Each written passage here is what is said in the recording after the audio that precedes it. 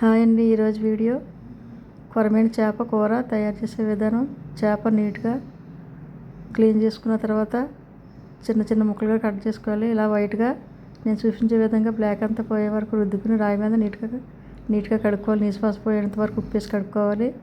తర్వాత తగినంత కారం, సాల్ట్, పసుపు, కొంచెం ఆయిల్ వేసి కలిపి ఒక అరగంట పాటు పక్కన పెట్టుకోవాలి. తర్వాత స్టవ్ వెలిగించి కడాయి పెట్టుకుని హీట్ అయిన తర్వాత ఆయిల్ వేసుకోవాలి. 2 యాలక్కాయలు, 3 లవంగాయలు, మెంతులు కొంచెం, అలాగే సన్నగా తరిగిన ఒక ఉల్లిపాయ వేసుకుని ఫ్రై చేసుకోవాలి.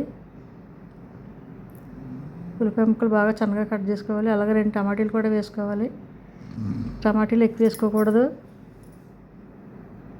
టమాటీలు వేయడం వల్ల గ్రేవీ వస్తుంది, కానీ ఎక్కువ వేసుకుంటే టేస్ట్ ఉండదు. పచ్చిమిరపకాయలు 4-5 వేసుకోవాలి. పచ్చిమిరపకాయలు వేయడం వల్ల చాలా టేస్టీగా ఉంటుంది చేపల కూరలోను. 1 స్పూన్ అల్లం వెల్లుల్లి పేస్ట్,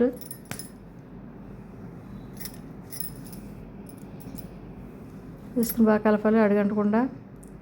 తర్వాత ఉప్పు వేసుకోవాలి. వేసుకుని కలపాలి బాగా. కొంచెం వాటర్ వేసుకోవాలి. వాటర్ ఎక్కువ వేయకూడదు. వేసుకుని ఎలా మరిగినప్పుడు కొత్తిమీర కట్ చేసుకుని వేసుకోవాలి. తర్వాత చేప ముక్కలు వేసుకుని కలపాలి. ఈ చేప ముక్కలు కలిపినా కానీ కొరమేను చేపల కూర విడిపోదు.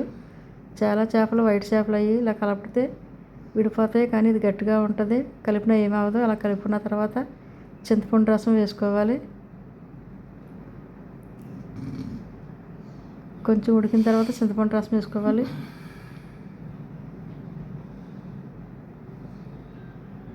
ఇప్పుడు గరం మసాలా వేసుకోవాలి 1 స్పూన్.